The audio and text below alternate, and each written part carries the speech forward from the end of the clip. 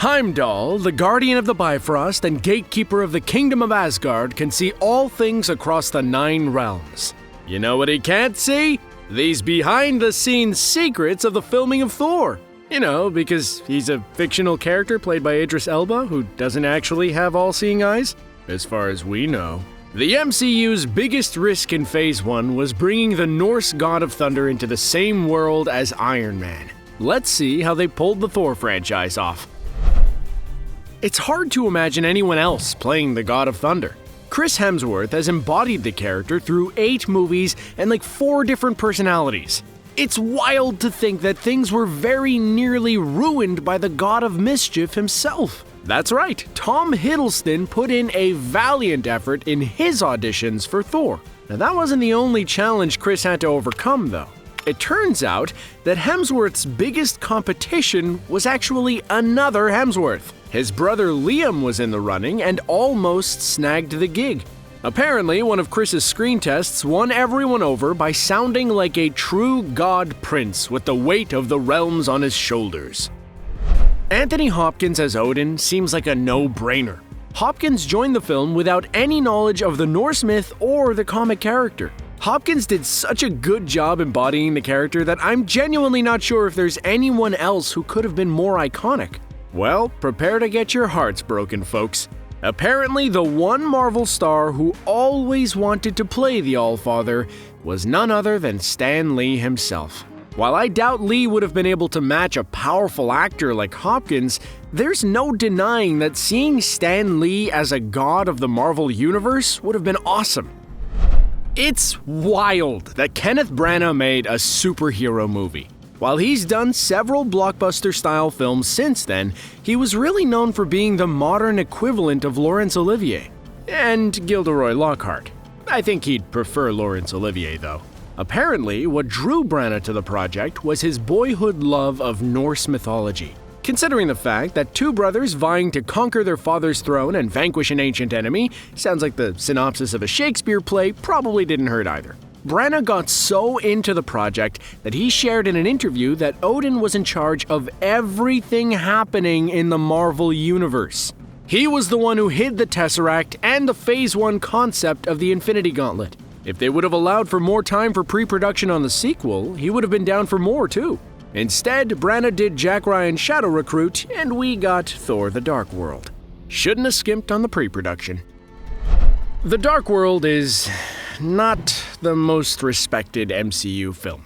In fact, a good deal of people would call it the worst in the franchise. By that, I mean a good deal of people who actually made the movie. Director Alan Taylor, Chris Hemsworth, Natalie Portman, Anthony Hopkins, and Idris Elba all said that making this film was nothing but a chore. Well, apparently, it was almost worse. The original draft of the script didn't even feature Loki in it. The character's immense popularity had them retool the sequel to give the God of Mischief a much bigger role. I mean, his parts in the movie are the best ones, so that was a good call. Simple. Any questions? Not only that, but Natalie Portman tried to quit once Patty Jenkins left due to creative differences.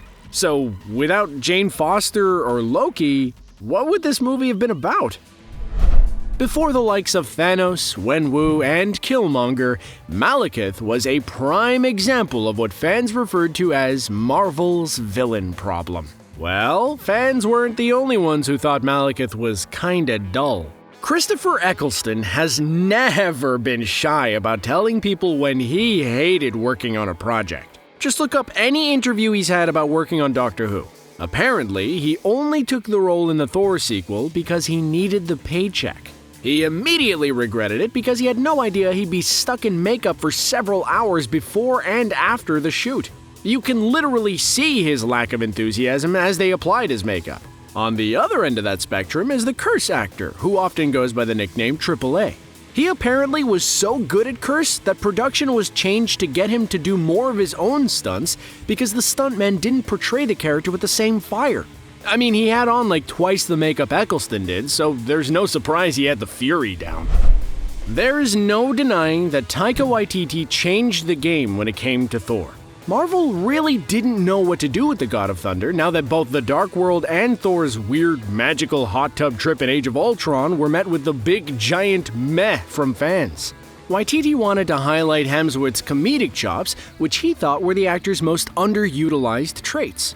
He also wanted to lean heavily on the heavy metal vibe Thor had. For his pitch, Watiti made a concept video that changed the entire concept for the sequel.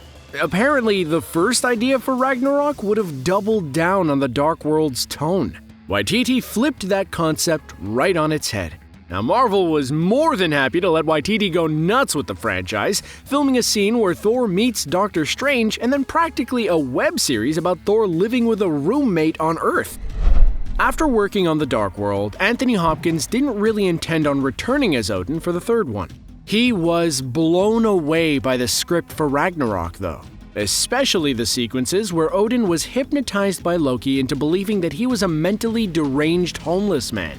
Sadly, though, those scenes that reignited his passion for the role were the exact scenes that got cut. From the very first trailer, fans pointed to its similarities with the campy and colorful Flash Gordon film from 1980. You're crazy. Other obvious influences include Big Trouble in Little China, cover art for rock albums, and Terminator 2's Sarah Connor as an inspiration for Valkyrie. Now, one influence that isn't so obvious is Stargate SG-1. In that series, the Asgard were an alien race that were almost wiped out. Instead of looking like Norse gods, though, they look like little gray men. Well, they used the same theme for the Asgard from SG-1 for a brief moment in Ragnarok when Heimdall is leading the Asgardians into the caves to hide. They thought we wouldn't notice, but we did. Often, once actors are through with their time in a superhero franchise, they vow to never do it again. That's what happened for both Natalie Portman and Christian Bale. Portman was famously upset over the loss of Patty Jenkins from the Dark World. Well, after one conversation with Taika Watiti, Portman was convinced to return as Jane Foster one more time. The idea of actually becoming the God of Thunder herself and exploring Foster's cancer storyline from the comics was enough to sell her on the film.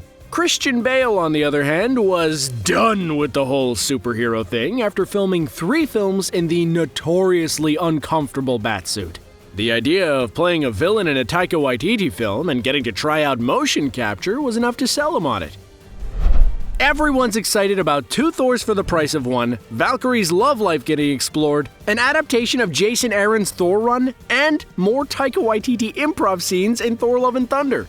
But what they should be excited about is the reported origin story for the lovable Korg we're getting. Now, if only he could meet Luis from the Ant-Man films, it'd be perfect. Now that Jane Foster is taking Mjolnir for her own, that leaves me wondering what Odinson will do next. I kinda hope he does something ridiculous, like become a fry cook on Muspelheim. I guess I'll just have to go it alone.